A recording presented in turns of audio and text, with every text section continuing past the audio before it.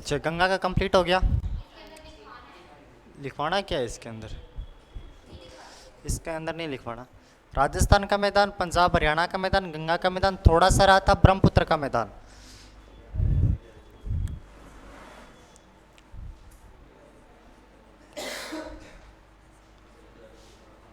ब्रह्मपुत्र का मैदान।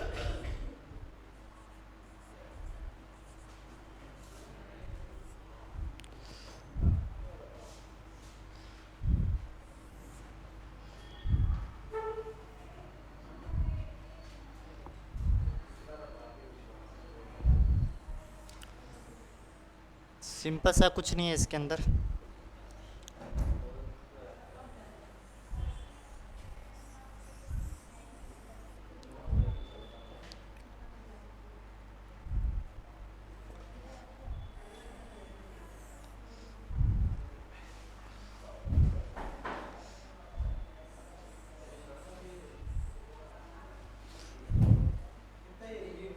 बस इतना सही है।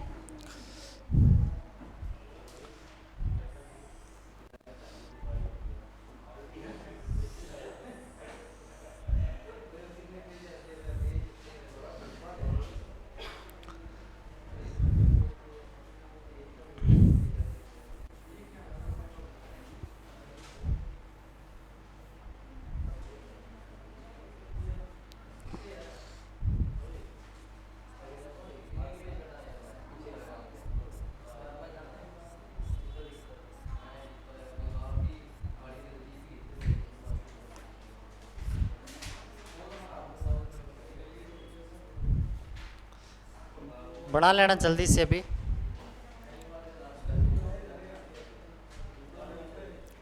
ब्रह्मपुत्र नदी।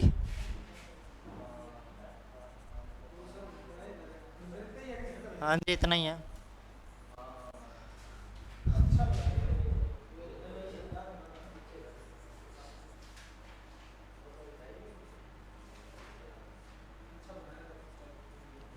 चेम्मा युंग दुंग ग्लेशियर।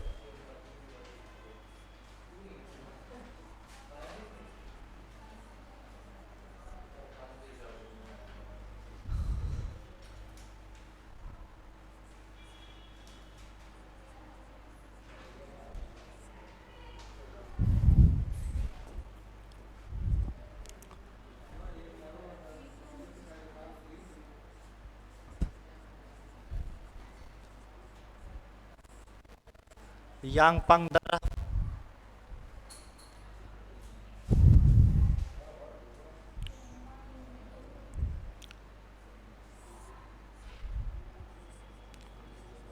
माजुली द्वीप।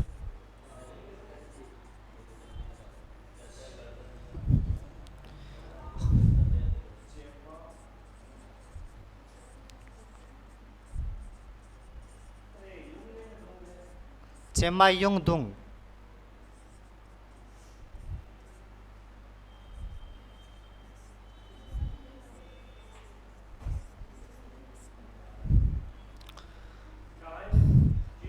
चीन के अंदर है।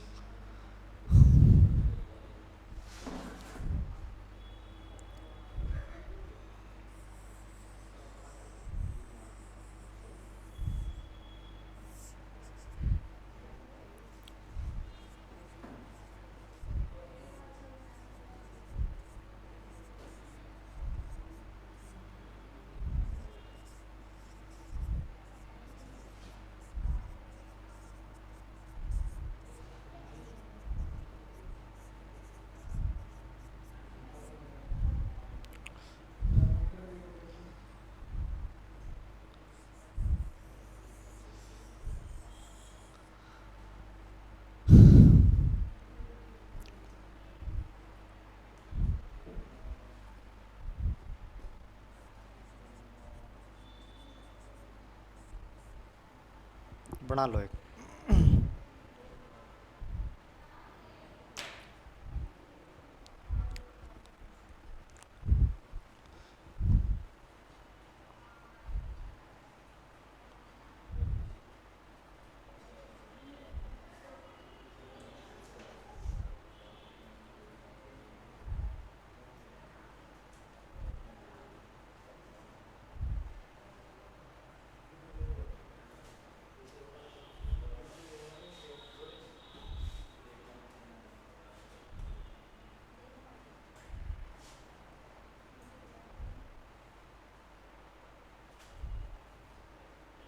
अच्छा, फ़ायदा उठा रहे हो आप।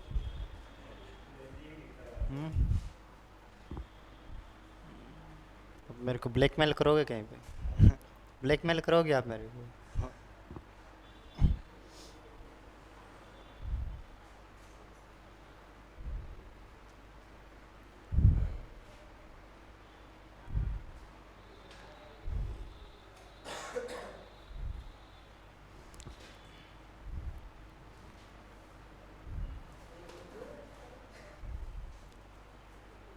हो गया। मान लो कि ऐसे करते क्या हो आप?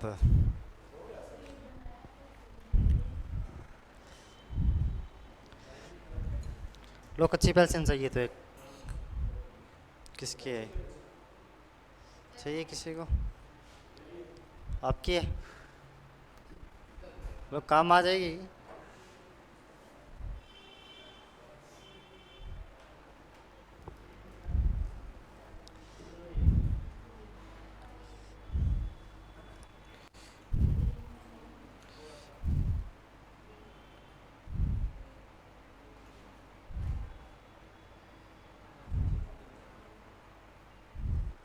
अरे हो गया होगा।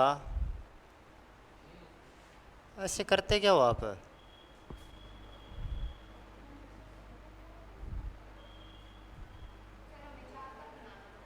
क्यों? फिर क्या है तो? लाइन किसने कहा सीधी करनी है? टेम्परेली से करके।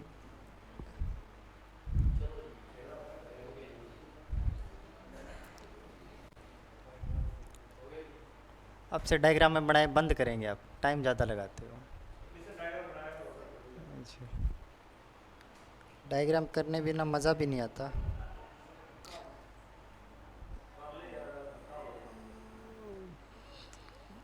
कभी लाल पीले करेंगे रे, कभी हरे रे।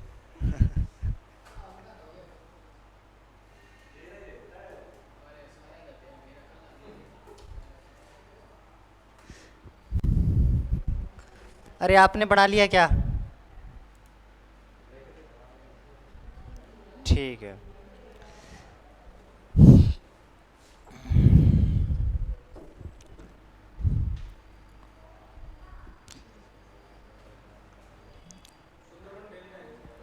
हाँ जी, सुंदरवन का डेल्टा ये पश्चिम बंगाल के अंदर पड़ता है, पश्चिम बंगाल के नीचे पड़ता है, पश्चिम बंगाल।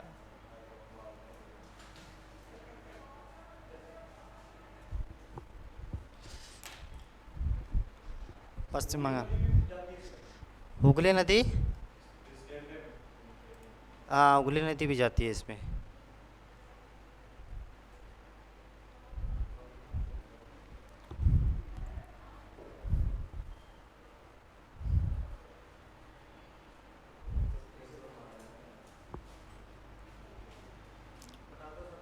समझाना शुरू करूँ अभी?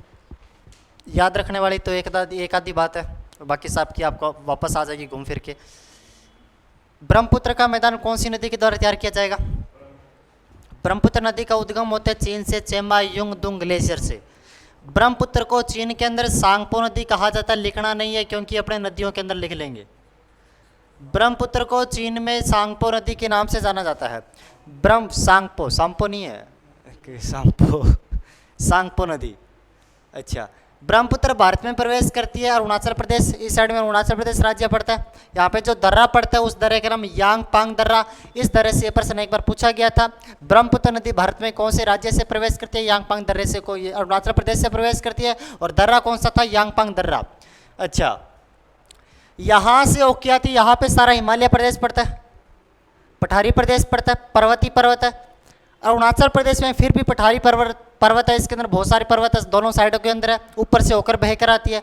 लेकिन अब यहाँ से लेकर यहाँ तक बहकर आती है, यानी कि काफ़ी 1000-1500 किलोमीटर तय करके आई है, कम से कम 1000 या फिर 1500 किलोमीटर चल के आई है। लेकिन इतनी दूर में इसने बहुत ज़्यादा कंकड़ पत्थर तोड़े होंगे, इसके सामने बहुत कुछ आया होगा, लेकिन इसके मन में था भी कोई मेरे को खाली जगह मिल जाए, खाली जगह मिलते तो मैं सारा का सारा वहाँ पे रख दूंगी, क्योंकि यहाँ पे खाली करे कहाँ पे, इसके अंदर बहुत है, कंकड़ पत्थर है, पेड़ पौधे टूटे हुए होंगे, बहुत कुछ होगा, कचरा वगैरह इसके अंदर, लेकिन ये खाली करे कहाँ पे, दोनों साइड में पठारी पठार है। अगर नीचे देखता हूँ तो नीचे यहाँ पे हिमालय पड़ता है, ऊपर का तिब्बत का पठार पड़ता है, दोनों साइड में इतनी दूर से बहकर यहाँ तक आ गई, फिर भी इसको कोई जगह नहीं मिली। यहाँ से प्रवेश करती है, दर्रे से प्रवेश करना पड़ता है, कोई मैदानी भाग नहीं मिला। लेकिन जैसे ही अरुणाचल प्रदेश से प्रवेश कर जाती है, अरुणाचल प्रदेश से यानी कि असम राज्य में प्रवेश करती है, असम राज्य में प्रवेश करते उसको मैदान मिल जाता है। उसके मन वाला जो उसके अंदर जो भी था, मन के अंदर जितना गुस्सा था, जितना मन में जितना था, यानी कि इतना कुछ मैं लाद के ला रही हूँ, इतने किलोमीटर चल के आ रही हूँ, जो भी मेरे अंदर सामान में सारा सारा यहाँ पे फेंकना चाहती हूँ अभी, क्योंकि पीछे इसको जगह नहीं मिली। अब जितना भी इसके अंदर कूड़ा करकट, जितने कंकड़ पत्थर होंगे, पर्वत टूटे होंगे, यानी कि पेड़ों की कोई भी अस्थियाँ होगी, कुछ भी सिस्टम होगा, वो सारा का सारा जैसे ही मैदान मिला वहाँ पे उड़ेल दिया। जैसे ही उसको मैदान मिला वहाँ पे उड़ेल दिया, तो पहला प्रश्न तो ये बनेगा, जैसे ही मैदान मिला वहाँ पे उड़ेल दिया, यानी कि यहाँ तक इसका बहाव, इसका पानी बिल्कुल कम नहीं होता, ना कि ज़मीन में सोखता, क्योंकि पथरीला इलाका है, क्या जमीन में यहाँ तक बिल्कुल नहीं सोखता। अब इतनी दूर से इतने तेज बहाव के साथ में नदी आ रही है, इतने ऊपर से आ रही है, मैदानी इलाके में प्रवेश करी है, आते ही बहुत स्पीड से नदी आ रही है, तो सबसे आते ही असम राज्य के अंदर फैलती है। तो भारत में सर्वाधिक बाढ़ किस राज्य में आती है? असम राज्य में। और असम राज्य में बाढ़ लाने वाली नदी कौन सी है? ब्रह्मपुत्र नदी। असम राज्य में भारत में सर्वाधिक बाढ़ देखी जाती है, और कौन सी नदी के द्वारा? ब्रह्मपुत्र नदी के द्वारा। दूसरी बात, जैसे ही असम का इसको अंदर मैदान मिला, तो उसने क्या किया, साथ में तो पानी फैल गया, इसका दूर तक फैल गया, जो भी इसके अंदर कूड़ा करकट था एक जगह पे रुकना शुरू हो गया, एक जगह पे रुकना शुरू हो गया। आपने कभी देखा होगा नहर के अंदर, या फिर कभी खेत के अंदर गए होंगे, जो छोटा नाला होता है जिससे खेत में पानी लगाया जाता है, उसका अगर थोड़ी सी कोई लकड़ी शायद खड़ी हो जाती है तो इसके पीछे बहुत ज़्यादा कचरा खड़ा हो जाता है, बहुत ज़्यादा कचरा इसके साथ साथ लगने लग जाता है, और काफ़ी लंबी दूरी तक ये रुकता जाता है, छोटे से तिनके के सारे से। सेम इसी प्रकार यहाँ पे थोड़ा सा कोई पत्थर अटका होगा, उसके बाद में सारे कंकड़ पत्थर यहाँ पे आने रुकना शुरू हो जाते हैं, और लंबे समय बीतने के पश्चात यह एक द्वीप बन जाता है। नदी के अंदर ये एक द्वीप बन जाता है, विश्व का सबसे बड़ा नदीय द्वीप, यानी कि नदी के अंदर बनने वाला विश्व का सबसे बड़ा नदीय द्वीप है। द्वीप का नाम क्या है? माजुली द्वीप। किस नदी के अंदर बना हुआ? ब्रह्मपुत्र नदी के अंदर बना हुआ। कौन से राज्य में है? असम राज्य के अंदर बना हुआ, और असम सरकार ने वर्तमान में इसे जिला घोषित कर दिया, माजुली द्वीप को, यानी कि नदी के अंदर बना हुआ द्वीप है, बिल्कुल नदी के अंदर बना हुआ द्वीप है। असम सरकार ने इसे जिला घोषित कर दिया, विश्व का सबसे बड़ा नदी द्वीप। प्रश्न एक ही बनता है यहाँ से, प्रश्न एक ही बनता है। अगर ब्रह्मपुत्र के मैदान से प्रश्न बनता है तो एक ही प्रश्न बनता है, विश्व का सबसे बड़ा नदी द्वीप माजुली द्वीप कौन सी नदी के अंदर बना हुआ? कौन सी नदी में, कौन से राज्य के अंदर बना हुआ? ब्रह्मपुत्र नदी आगे चलती है। ब्रह्मपुत्र को बांग्लादेश में जमुना कहते हैं, इधर से गंगा आती है, अपने कर लेंगे नदियों के अपवाह तंत्र के अंदर। गंगा को बांग्लादेश में पद्मा कहते हैं, पद्मा और जमुना मिलकर एक शाखा का निर्माण करते हैं, उसे मेघना कहते हैं, ठीक है। पश्चिम बंगाल में गंगा के ऊपर एक बांध बना हुआ, उस बांध का नाम है फरक्का बांध। पश्चिम बंगाल में गंगा के ऊपर एक बांध बना हुआ, बांध का नाम है फरक्का बांध। फरक्का बांध से एक नदी निकलती है, उस नदी का नाम है हुगली नदी, और इसी हुगली नदी के किनारे कौन सा शहर बसा हुआ? कोलकाता, कोलकाता शहर। इधर से फरक्का बांध से हुगली नदी निकलती है, दोनों आपस में मिलकर मेघना का निर्माण करती है, यानी कि मैं कहूँ हुगली व मेघना आपस में मिलकर, हुगली व मेघना आपस में मिलकर, यानी कि गंगा व ब्रह्मपुत्र आपस में मिलकर विश्व का सबसे बड़ा डेल्टा बनाती है। कौन सी? सुंदरवन का डेल्टा, विश्व का सबसे बड़ा डेल्टा। विश्व का सबसे बड़ा नदी द्वीप कौन सा? माजुली द्वीप। कहाँ पे है? असम राज्य के अंदर बना हुआ। कौन सी नदी के अंदर बना हुआ? ब्रह्मपुत्र नदी का उद्गम कहाँ से होता है? चेमायुंग दुंग ग्लेशियर से, यानी कि चीन से होता है। प्रवेश कहाँ से करती है? यांगपांग दर्रे से, अरुणाचल प्रदेश से प्रवेश करते हैं। मैदान कहाँ पे तैयार होता है इसका? असम राज्य के अंदर।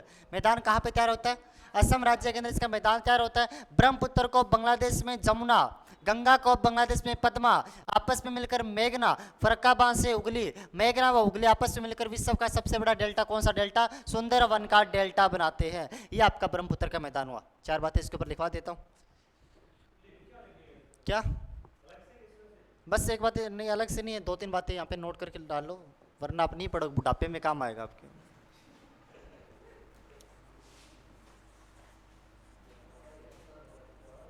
विश्व का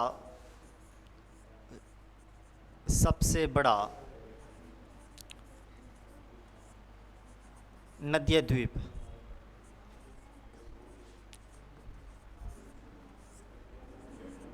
माजुली द्वीप।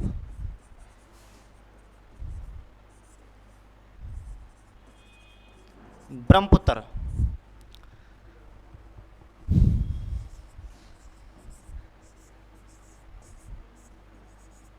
नदी के द्वारा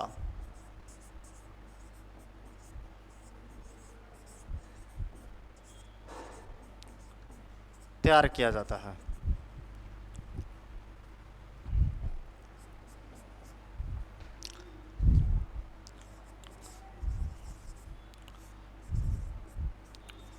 विश्व का सबसे बड़ा डेल्टा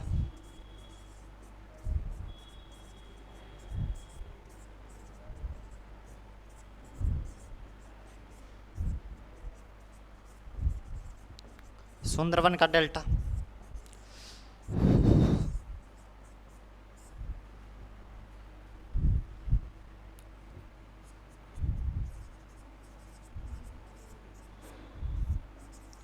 ब्रह्मपुत्र का मैदान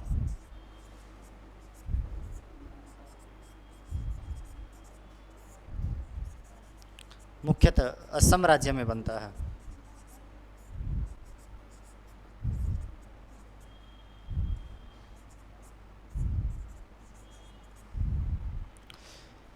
ये आपका मैदान पूरा हो गया। लास्ट भौतिक प्रदेश आपका रह जाता है, उसका नाम है थार का मरुस्थल।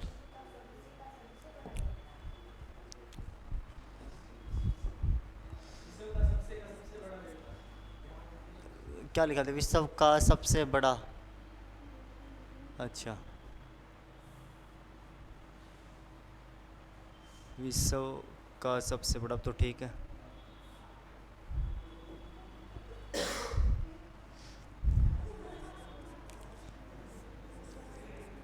थार का मरुस्थल, ये आपका लास्ट भौतिक प्रदेश बच गया और इसको कंप्लीट करते ही आपका भौतिक प्रदेश भारत का कंप्लीट हो जाएगा।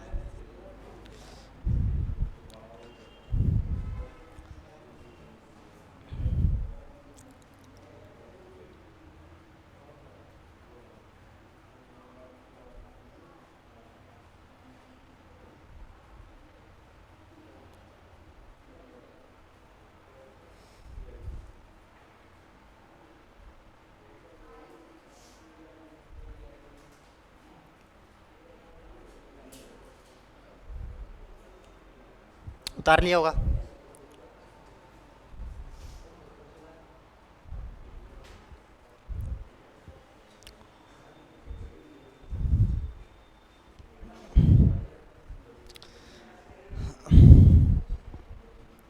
थार के मरुस्थल यानी कि मरुस्थल की बात करेंगे अभी।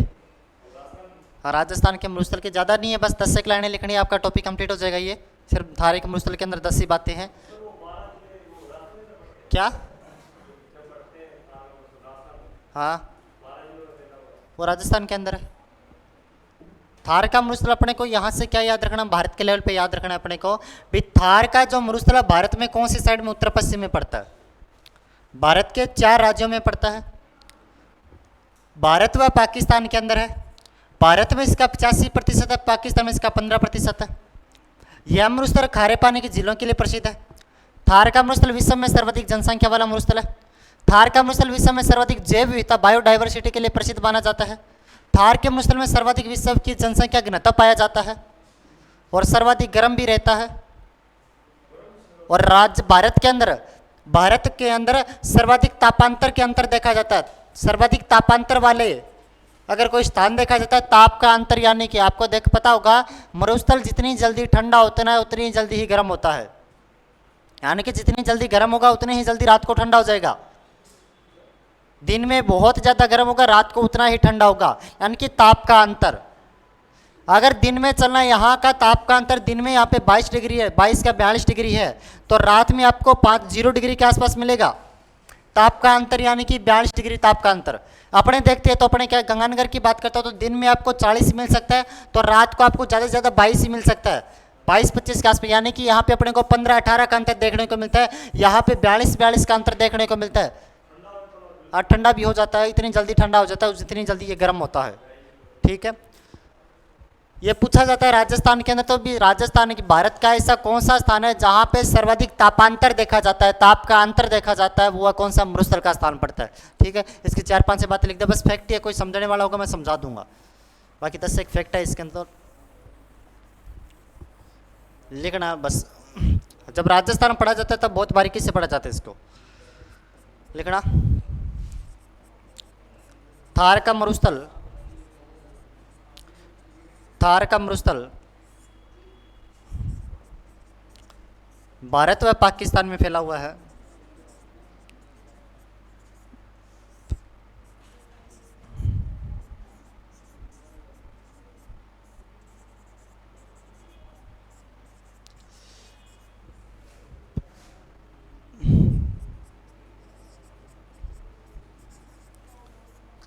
थार का मरुस्थल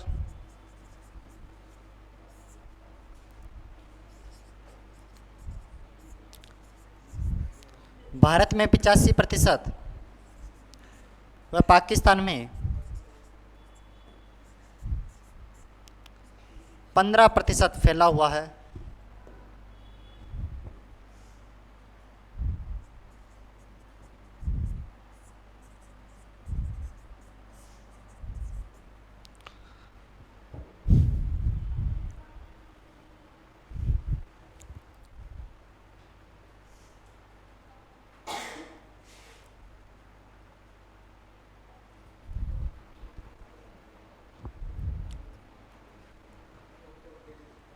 हो गया,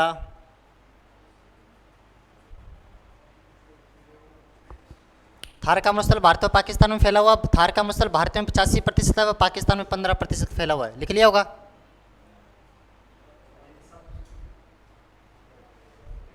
85% फैला हुआ है।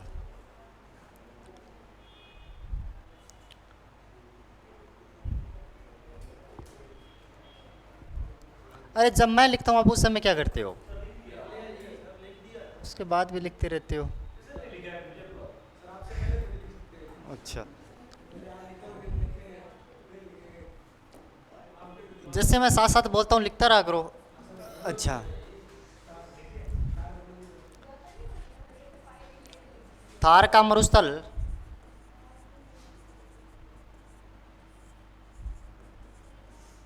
भारत के 4 राज्यों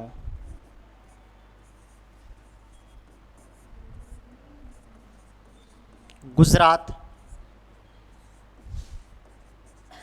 राजस्थान,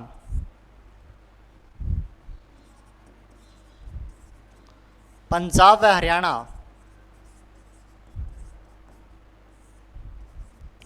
में विस्तारित है।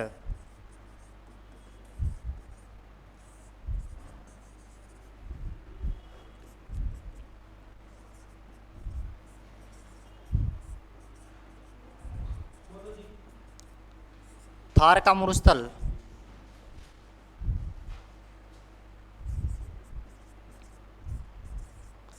भारत के उत्तर पश्चिम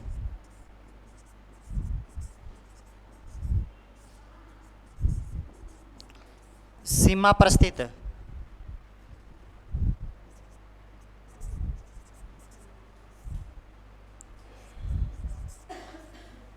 गर्म रेगिस्तान है।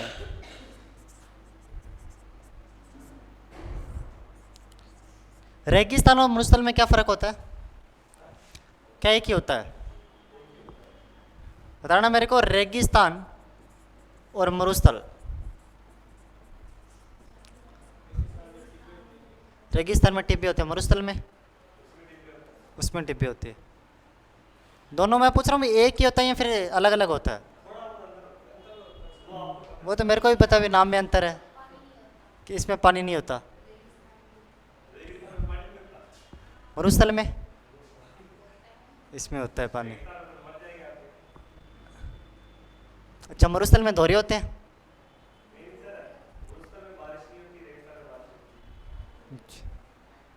और कोई? अरे मरुस्थल का मतलब होता है वह स्थान जहाँ पे कुछ भी पेड़ पौधों की प्रजातियां नहीं होती, बिल्कुल मरा हुआ स्थल। उसके अंदर पथरीला इलाका भी आ सकता है, चट्टानी भाग भी आ सकता है और रेतीला भाग भी आ सकता है। मरुस्थल का मतलब होता है वो बिल्कुल खत्म हो गया, जीवों की प्रजातियां बिल्कुल। जैसे जैविक मरुस्थल वाली नदी, जैविक मरुस्थल वाली नदी कहा जाती है दामोदर नदी को। दामोदर नदी के आसपास कोयले की घाटी है। कोयले के अनेक प्रकार के कार्बन पदार्थ उस नदी में मिलते हैं जाके, और कार्बन से उसके अंदर जो भी मछली है वो सारी खत्म हो रही है। यानी कि जीवों की सारी खत्म हो रही है, जीवों की प्रजाति खत्म हो रही है, पेड़ पौधे की प्रजाति उसके पास से सारी खत्म हो रही है। तो जैविक मरुस्थल की नदी कही जाती है दामोदर नदी को। मरुस्थल वह स्थान होता है जहाँ पे कोई भी जीवों की प्रजातियां वगैरह सब कुछ खत्म हो जाती है। मरुस्थल दो प्रकार का होता है, एक तो ठंडा मरुस्थल होता है, एक गर्म मरुस्थल होता है। जो गर्म मरुस्थल होता है उसे रेगिस्तान कहा जाता है। जो गर्म मरुस्थल होता है उसे रेगिस्तान कहा जाता है, और जो ठंडा होता है उसे शीत मरुस्थल कहा जाता है। भारत में थार का मरुस्थल है, ये थार का रेगिस्तान कहलाता है, ये गर्म मरुस्थल है। लद्दाख के मरुस्थल की बात करता हूँ, लद्दाख, लद्दाख का मरुस्थल यह भारत का ठंडा मरुस्थल है। क्या मैंने क्या बोला? रेती होती है, मरुस्थल की बात कर रहा हूँ मैं। पहाड़ पे हो सकते हैं, आगे दिखाऊंगा मैं आपको, इसके अलग अलग के प्रकार होते हैं, अलग अलग मरुस्थल के प्रकार होते हैं, वहां पे लिखवाऊंगा आपको मैं। अब किसी को मत बोला मरुस्थल रेगिस्तान एक ही होते हैं, गर्म रेगिस्तान है। हाँ, रेगिस्तान में धोरे होते हैं। रेगिस्तान की और क्या विशेषता? धोरे होते हैं, पानी नहीं होता। रेगिस्तान की अलग से कोई विशेषता नहीं होती है। अंतर है भी, रेगिस्तान में धोरे होते हैं, मरुस्थल में कुछ भी हो सकता है। ठीक है, वैसे इसकी बहुत विशेषता होती है कि आपके यहाँ पे काम की नहीं है बिल्कुल ही। थारकर एक मरुस्थल भारत के उत्तर पश्चिम सीमा पर स्थित एक गर्म मरुस्थल है। थार का मरुस्थल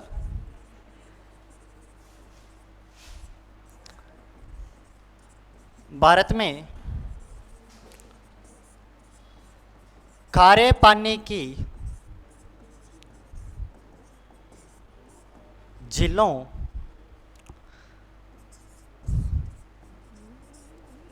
के लिए प्रसिद्ध है।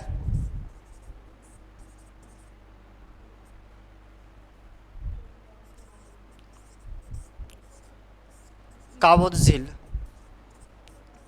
जैसलमेर में,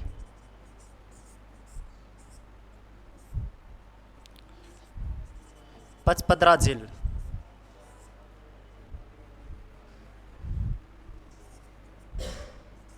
बाड़मेर में, डीडवाना झील नागौर में, लूणकरणसर झील बीकानेर में, पचपदरा एक खारी झील है यहाँ की। यह मरुस्थल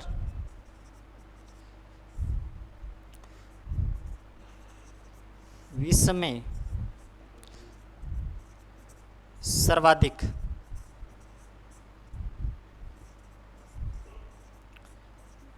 जैव विविधता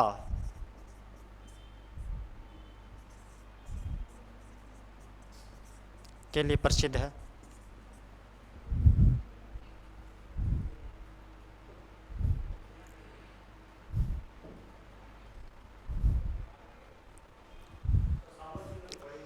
लिख दो, ये क्यों कसर छोड़ रहे हो? जिले तो और बहुत है, वैसे लिखवाइए आपको। सांपर झील जयपुर में लिख देना, लेकिन वो मरुस्थल की साइड में नहीं आती, तब नहीं लिखवाई।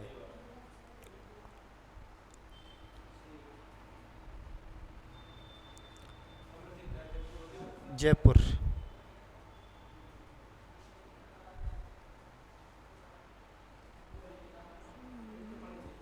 मीठे पानी की झील कहाँ पे? जयसमंद झील उदयपुर के अंदर।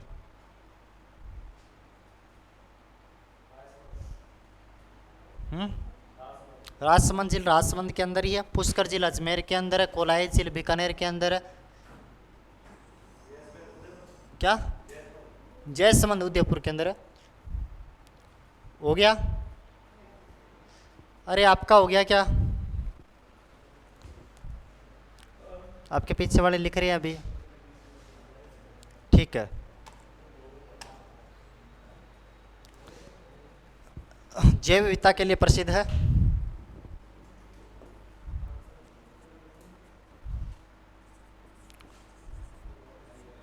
विश्व में सर्वाधिक जनसंख्या वाला मरुस्थल थार का रेगिस्तान या थार का मरुस्थल। थार का मरुस्थल। विश्व में सर्वाधिक जनसंख्या वाला मरुस्थल थार का मरुस्थल।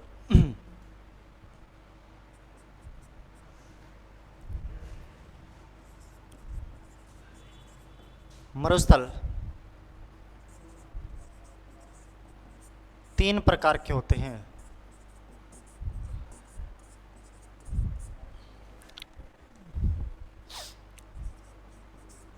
इर्ग, रेग, हमादा। इर्ग, रेग और हमादा संपूर्ण रेतीला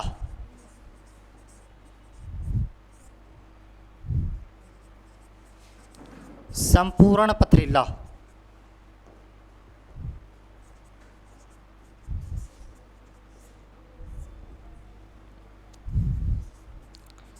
रेतीला प्लस में पथरीला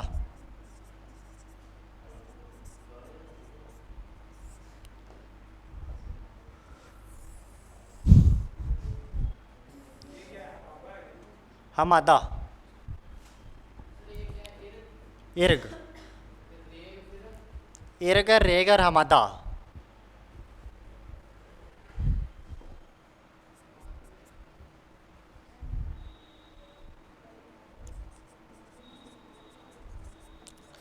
मरुस्थल के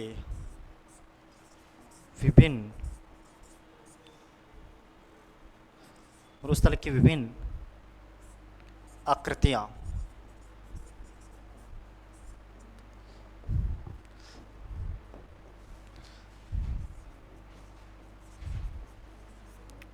बरखान मरुस्थल,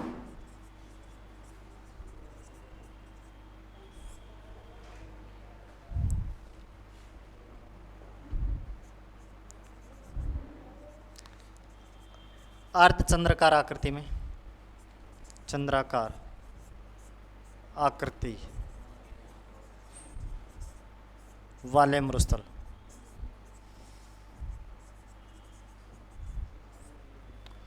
यानी कि इस प्रकार बनेंगे ये।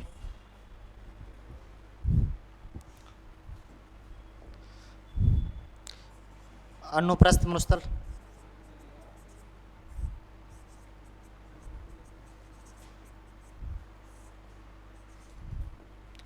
समकोण की आकृति वाले मरुस्थल,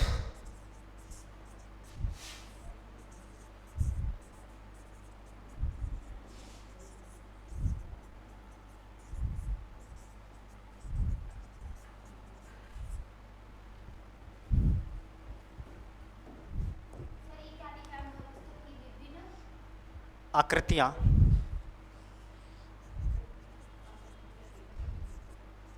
अनुदैर्ध्य मरुस्थल,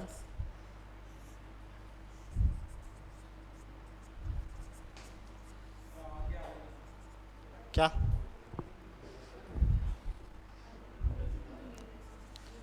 हवा के समांतर बनने वाले मरुस्थल,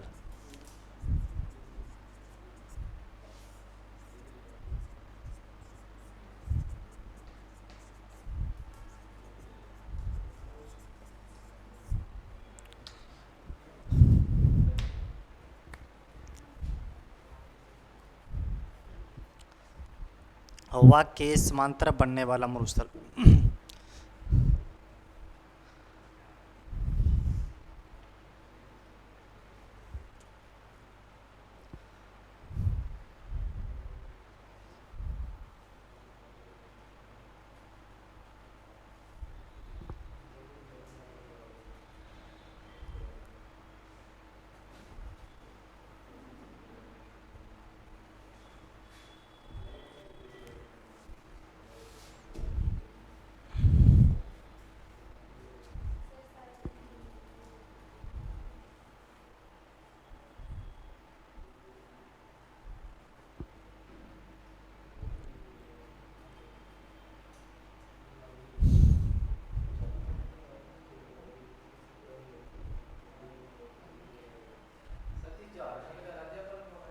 झारखंड का राज्यपाल, पता नहीं यार। पढ़ेंगे अभी, पेपर के पास पढ़ेंगे। क्या? प्रणब मुखर्जी का एक काम किया। हाँ। अच्छा,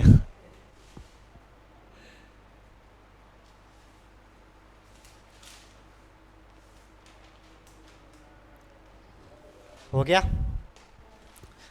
ये आपका विधि और विधान के साथ में भारत का भौतिक प्रदेश कंप्लीट होता है। अच्छा, तो इसकी काय की पार्टी? यानी कि क्लास तो बता देता हूँ, 14 क्लास हो गई। 14 क्लासों के अंदर आपको मैंने भौतिक प्रदेश कंप्लीट करवा दिया जी। और चलने दे। और रियल में कमाल होगी। और कौन से पॉइंट बच गए? तो शुरू में मैंने 6 पॉइंट बताए थे आपको। हिमालय, प्रायद्वीप का पठार, उत्तर भारत का विशाल मैदान, तटीय प्रदेश, द्वीपीय प्रदेश और थार का मरुस्थल। 6 पॉइंट कहते हैं। मैंने कहा 6 को पॉइंट को अपने पढ़ लेंगे तो आपका भौतिक प्रदेश कंप्लीट हो जाएगा। यानी 6 पॉइंट को हमने कवर कर लिया और आपका भौतिक प्रदेश कंप्लीट हो जाता है। बढ़िया सा टेस्ट पूरे का। क्या? अब पढ़ रखा है तब लगता है आपको। अरे आपके कोई दिक्कत है अभी? अच्छा, समझा रहा है आपको? और भौतिक प्रदेश की पूरी क्लास से लगाई है आपने?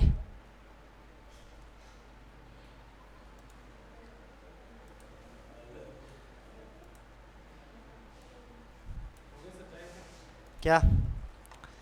अब नया टॉपिक कल ही करेंगे फिर। अभी क्या?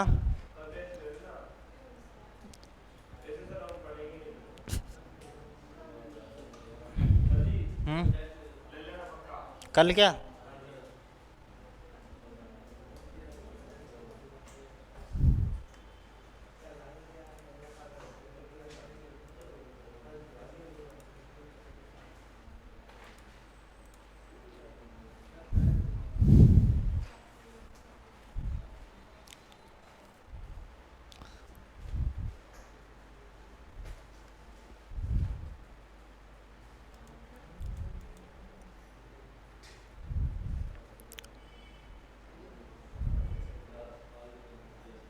आपने नोट्स बना लिए पूरे टॉपिक के?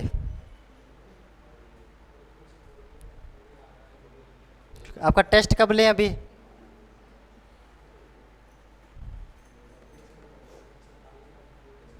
कल? परसों? मंडे को? अच्छा, मंडे को क्या? ठीक है, चलो आज आपके यहीं पे छुट्टी करते हैं, क्योंकि नया टॉपिक अभी नदियाँ का शुरू होने वाला है। वो आज शुरू हो नहीं पाएगा, अभी 10 मिनट 15 मिनट बची है। तो कल से आपका शुरू नया टॉपिक चलेगा, नदियाँ अपवाद अंतर भारत का। ठीक है, ओके।